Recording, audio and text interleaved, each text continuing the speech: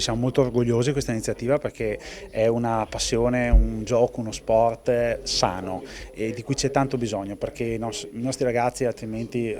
si rinchiudono nello smartphone che utilizziamo tutti, però ecco, oltre a grandi opportunità nasconde anche delle insidie, lo sappiamo. Invece gli scacchi aggregano, gli scacchi insegnano, come è stato detto, alla pazienza, alla pianificazione, a ragionare invece che a pretendere tutto subito, tutto velocemente, a non essere impulsivi anche nelle decisioni. Questo è un grande insegnamento per i ragazzi. È uno sport che esiste da 1400 anni, che unisce i paesi di tutto il mondo perché è conosciuto e praticato in tutto il mondo, unisce le generazioni, come è stato detto,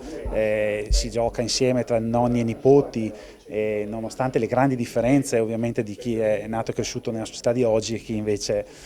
molti decenni fa. Quindi uno sport magico dove un bambino può battere un adulto per meriti e non perché l'hanno lasciato vincere. Questo è bellissimo, quindi sono contento, è una prima edizione, ma so già e sono convinto, conoscendo la tenacia e l'impegno degli amici di Bovolone, le strutture stupende che hanno nel loro comune, che questo possa diventare anche un format per i prossimi anni e magari, come è stato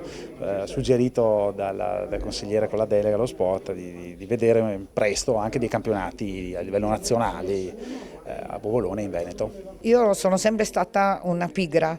nel senso non ho mai fatto una vera attività fisica, però mi sono sempre dedicata a sport da tavola e scritture. Io amo molto le poesie, scrivere poesie, musiche, canzoni, quindi penso che anche tanti giovani come me non sono proprio portati nella corsa, nello sport, però abbiamo altri valori da poter dimostrare e da trasmettere a chi non ha le potenze fisiche. Io non ho una potenza fisica, però ho tanto altro da dare e da comunicare,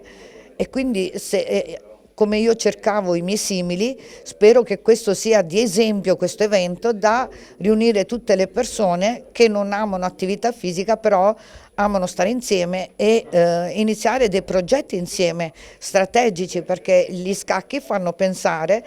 quindi riflettere strategie per vincere. Quindi speriamo che sia di spunto per creare una scuola di scacchi a Bovolone. Questo è il mio progetto, è creare una scuola di scacchi a Bovolone.